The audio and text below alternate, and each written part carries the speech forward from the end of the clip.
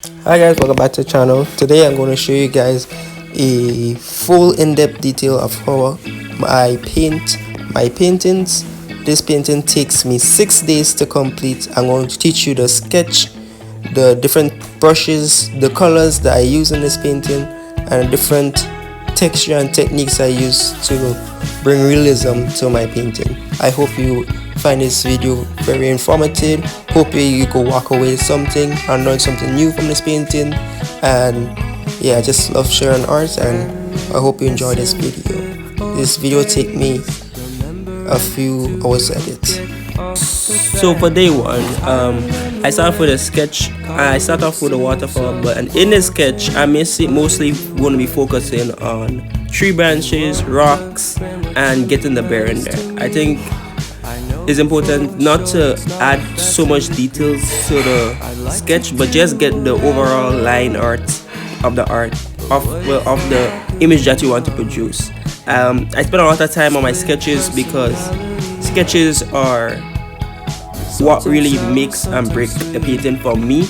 So if I have a bad sketch, the painting is gonna be bad. So yeah, that's why I focus on this sketch.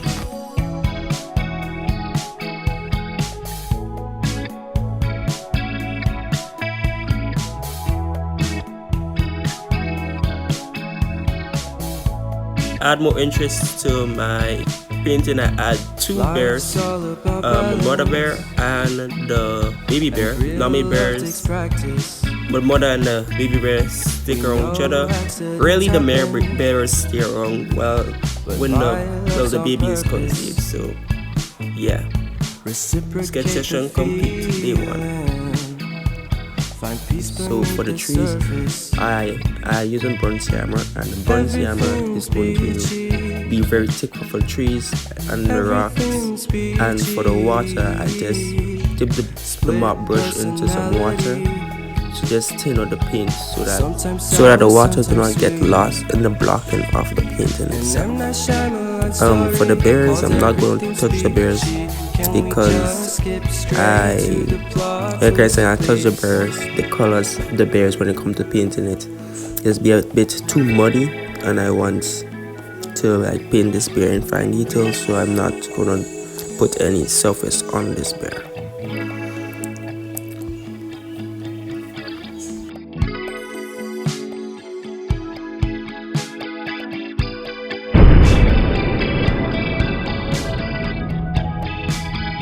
Also on the same day, I want to work on the background trees. So for the background trees, I'm using sap green and brown umber for the background trees. I want to create a background trees so I can add the foliage to the trees. Also for the background trees, I'm going to use black because I don't want the attention to go to the background, because this is the back of the painting, but I want it to be good enough so that it could enhance the painting that way. On the top, I want to add some nice bright shadows to the trees, and I'm using this kind of long brush which I'm really enjoying lately, and this long brush kind of helped me make some good marks with the grass, and I'm excited to try that brush with new paintings as well. As I come to the left, I wanted to create a riverbank because the waterfall is running from inside the forest out on the riverbank down into the foreground where the bear is. But I want to add some kind of light, so there'll be two light sources. The light source coming out from the back of the trees here, and the light source coming out from the open area of where the foreground is. And yeah, I really want to hold back on the highlights and everything.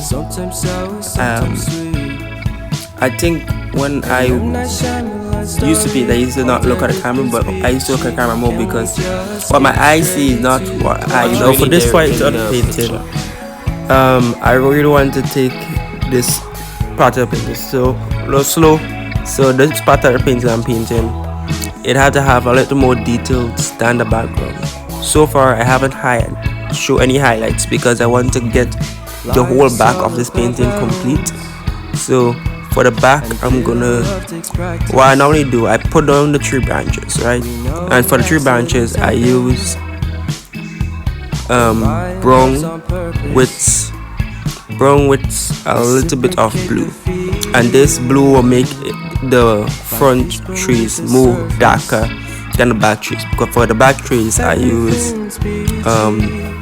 black because I don't want to show color, but for the front trees I had to add a certain color so I propose forward into this painting. I really want to go for a realistic look in this painting. I haven't had a realistic look in painting in a while, and I really want to push it. So after I put on those tree branches, I'm going behind the trees now and add some color, because before I put on any foliage I need to have like background colors to make the foliage look good.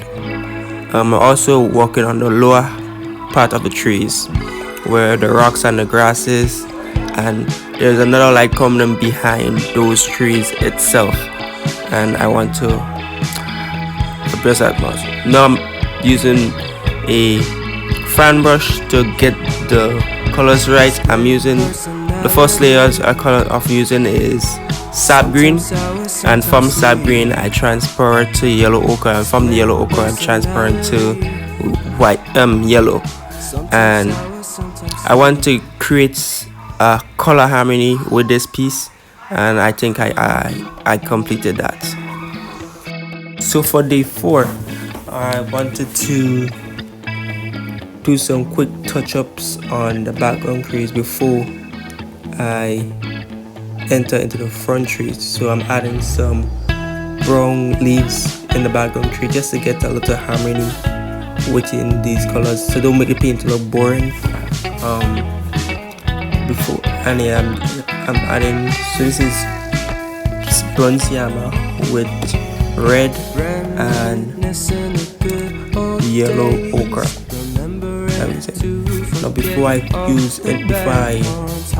paint anything, I had to create a new surface for my painting to stick on, because I am working with paper. So I'm using some bronze sienna to create the surface. When I create the surface, I introduce my shadows in my tree.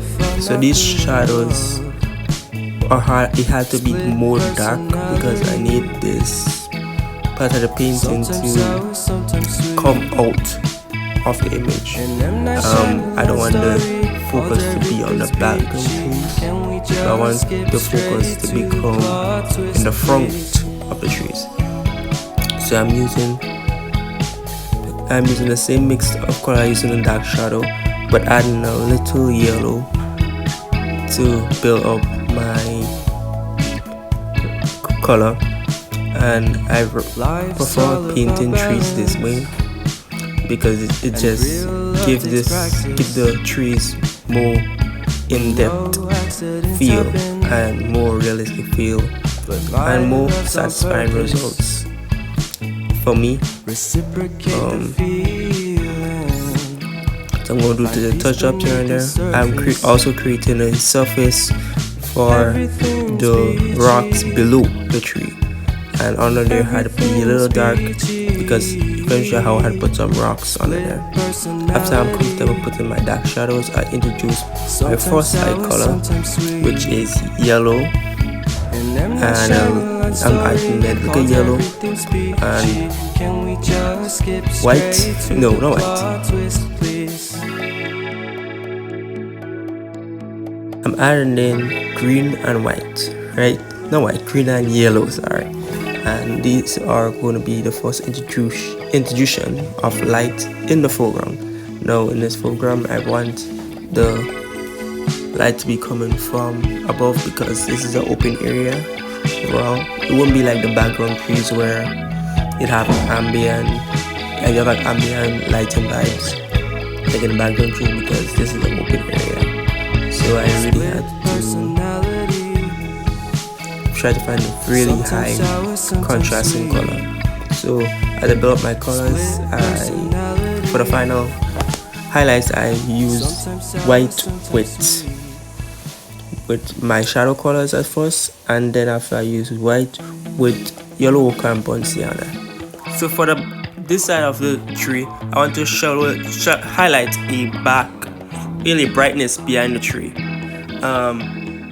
So for the brightness I use yellow, ochre and yellow, and I am putting on these marks. And what I do, I put the marks there and I don't smudge it. So I put it there and I dip and I do some paint. I didn't blend it, no blend.